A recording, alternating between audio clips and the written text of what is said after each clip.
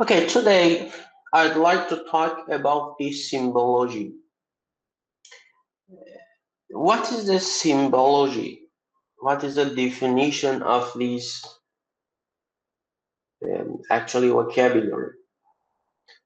In fact, symbology is the study or interpretation of symbols. We want to learn that how can we encode digital data using these different types of symbol. We want to encode our data. Suppose that you have a credit card.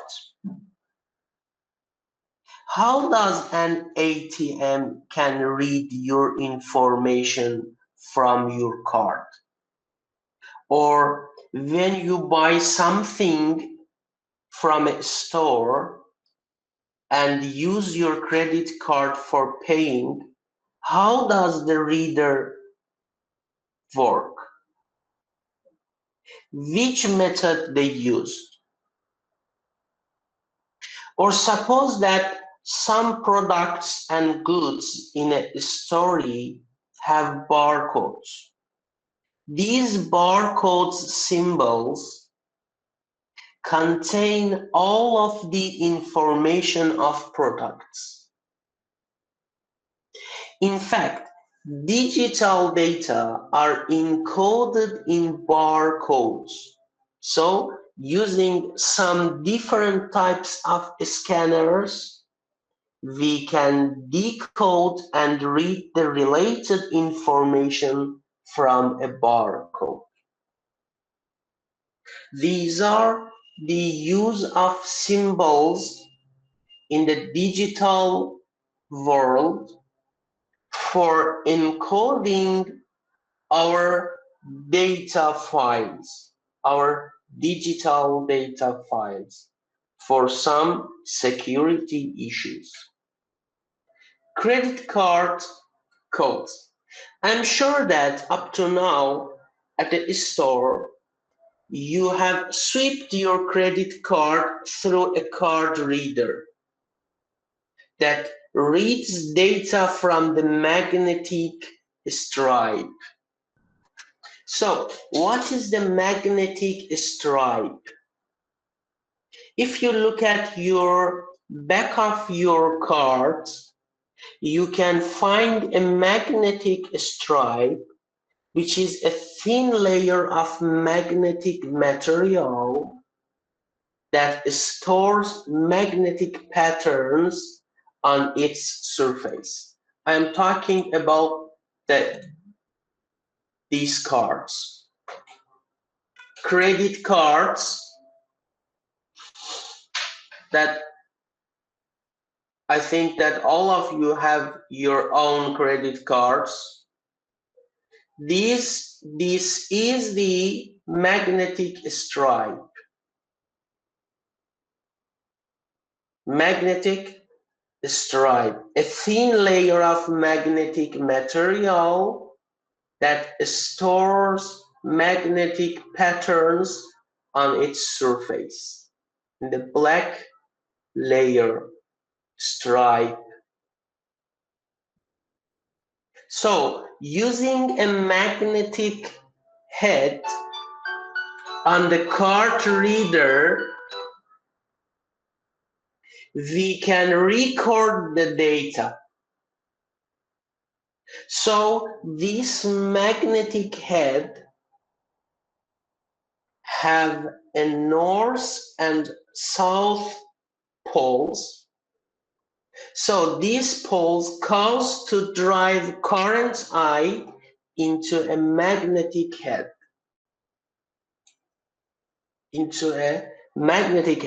To produce the magnetic field B. Therefore, current flow in a one direction forms north, and in the opposite direction forms S. Look at this figure. I'm talking about this. This is the magnetic stripe at the back of the card, and this is the magnetic head on the reader.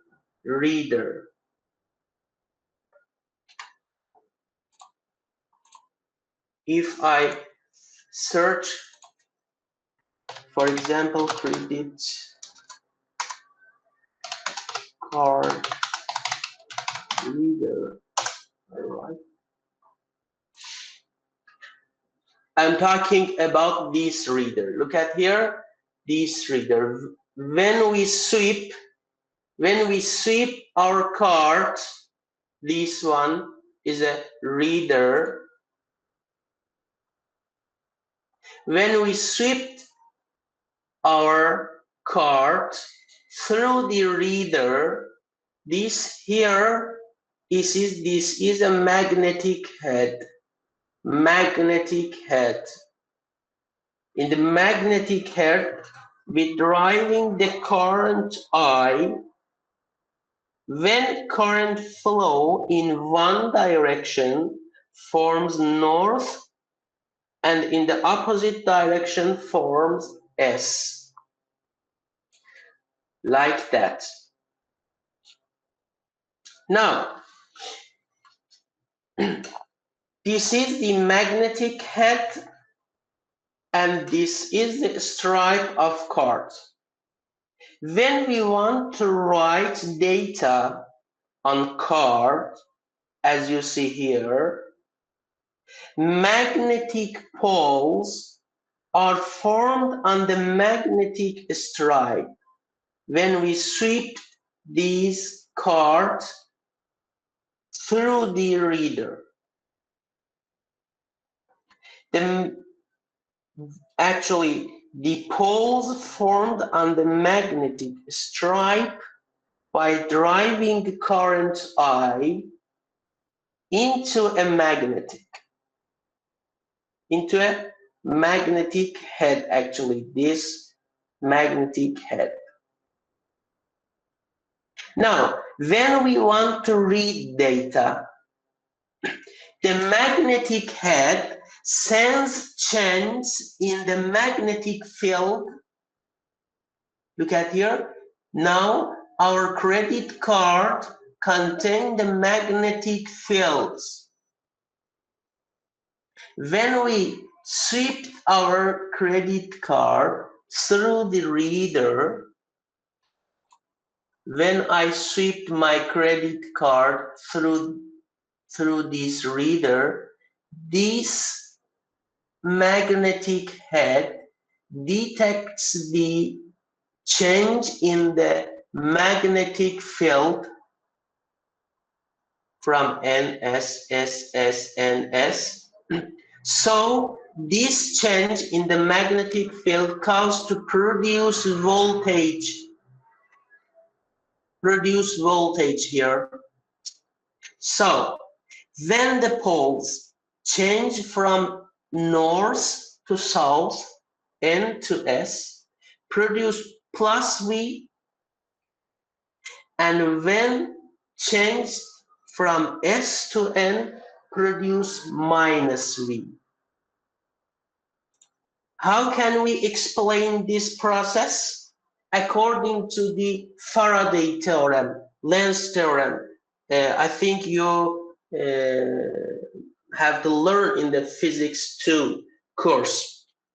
In the Physics 2 course, you are studying and learning about the magnetic fields. Suppose that this is my card.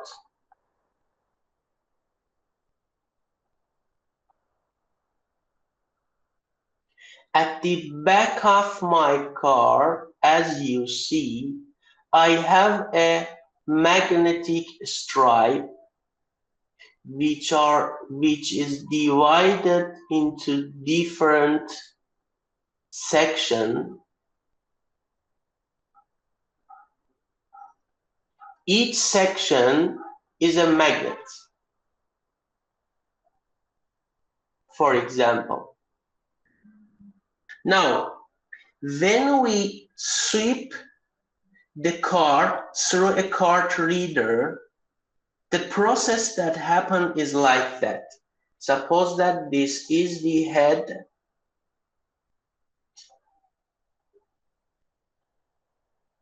of magnetic reader. We know that when a current passes through the wire, when the current passes through the wire, it creates magnetic field. Create magnetic field. So as the current flows, we will have magnetic flux, which is defined as the magnetic field times a area. If this is our area, the magnetic flux is amount of magnetic field through a closed loop. The area of closed loop. Now, when we sweep this card, suppose that when I sweep this black stripe, sweep here, NS, SN, and so on, we will have change in the magnetic field.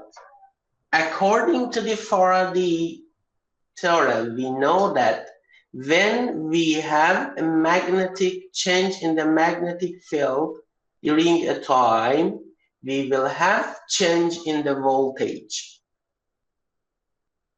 So when we sweep the card, changing in the magnetic flux induces a change in voltage, and the magnetic poles produce the voltage. So it means that with reducing the delta t, the time, we can increase the voltage. Yes, I talked about this formula and we said that with reducing delta t, we will have increase in the voltage. Now, after reading the card, it is the time of decoding data. First of all, you have to know that the data transmitted in credit card system use the data packet error correction method, as we discussed about that in the previous chapter. Data packet error correction. We use from this method. So, as you see in the figure, the stripe on the back of the cards, the stripe on the back of the cards contains 3 tracks of information. This is the magnetic stripe, the black stripe that contains 3 tracks. So, track 1 stores up to 79 letters or numbers. Track 1. Track 2 stores up to 40 numbers. These 2 tracks contain the owner's name, account number, and expiration date. Expiration date of card. Owner's name, account number, expiration date. And track 3 stores up to an additional 105 numbers, which is needed for some systems. As you see here, we used from the 5-bit data packet, and here these binary data packets stores.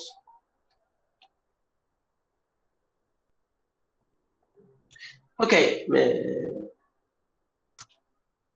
here you can find all of the information that I talked about them in the previous slide.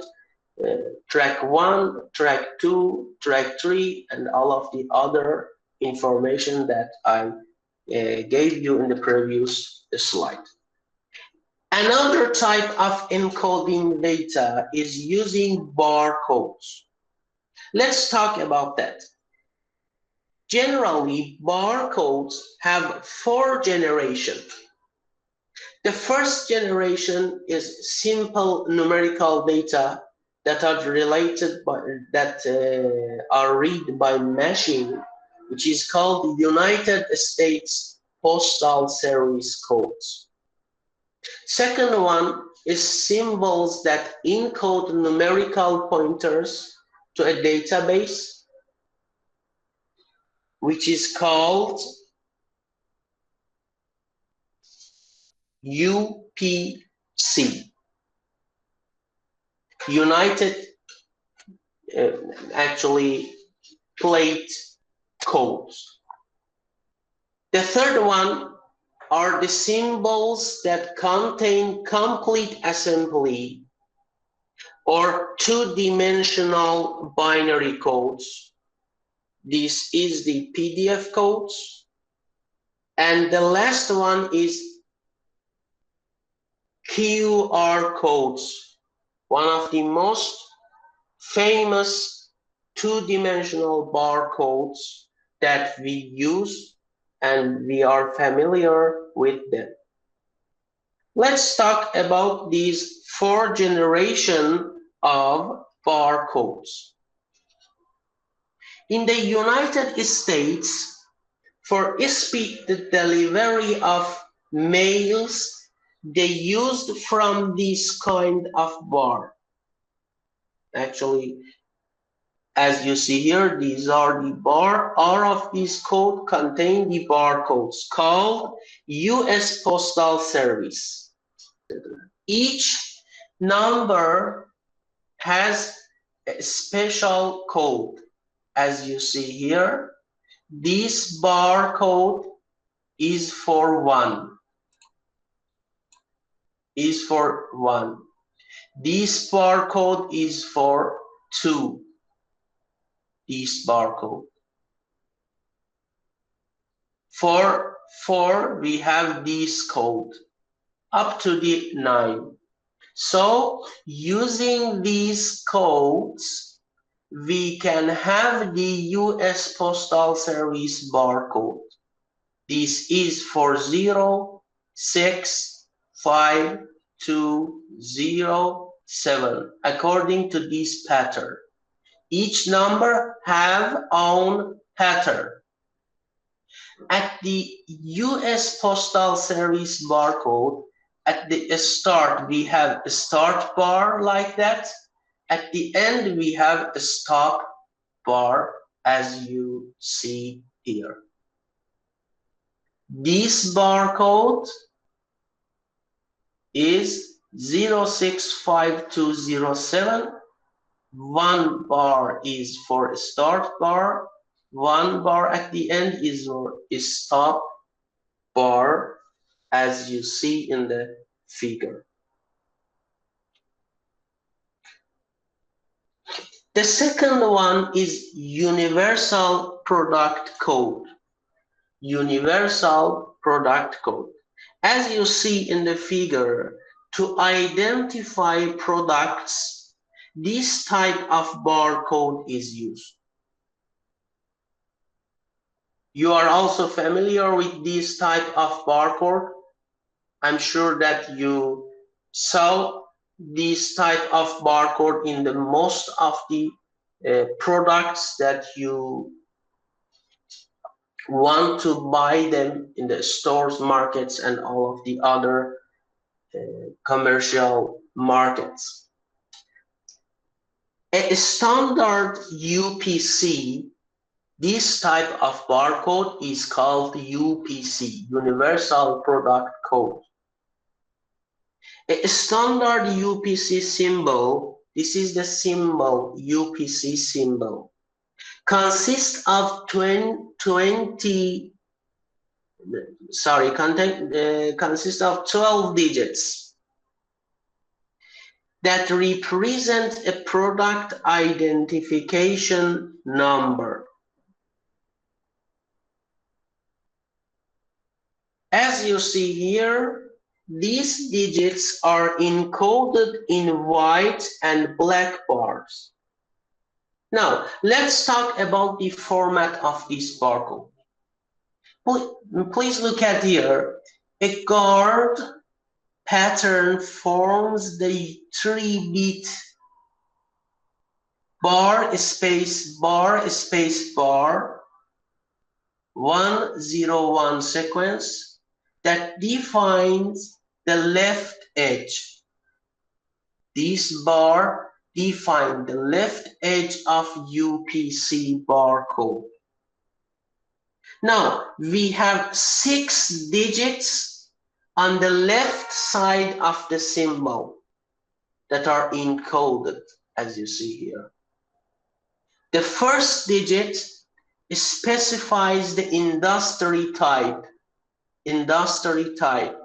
which is written here. For example, 0 is for grocery. Grocery products, the factory and industry that produce the grocery products, marked with 0. And 3 is for pharmaceutical, and so on. The remaining 5 digits encodes the product manufacturer identity. Product manufacturer identity. The left 5 code. Now, a center guard pattern, this is the center guard pattern, forms 5-unit sequence that separates the left side and right side of the barcode. So the first 5 digits on the right side encode the item identity, and our digit is used for check value. This last digit is for check value. At the end, again, we have guard pattern that defines right edge. A UPC symbol encodes each digit using 7 bars, as you see here. 7 bar, as you see here, for each digit. This is the pattern of 0 at the left side. When we want to use 0 at the left side of barcode, we have to use from this 7 bar pattern. This is the code of 0 for left side, and this is the code of 0 for right side. Look at this pattern. Let's find, for example, if I have 0 here, through this band, I have to use the pattern of 0. Because I am in the left side, I have to use this pattern. Look at here. This is the pattern of 0. And for 1, I have to use this pattern. Each of the black bar contains 1. Each of the blank space is 0. Or we can say that the black is 1, white is 0. Up to the 9, we have the special pattern for each number for left side and right side of barcode that is represented here at this slide. Using these pattern codes, we can produce the universal product codes. Okay, as we learned in the sensors and actuators chapter, I hope you remember, using a laser scanning, we can decode the barcodes. A black bar produces a 1, black bar produces a 1, and white bars produce 0. So we can have a digital data that contain information.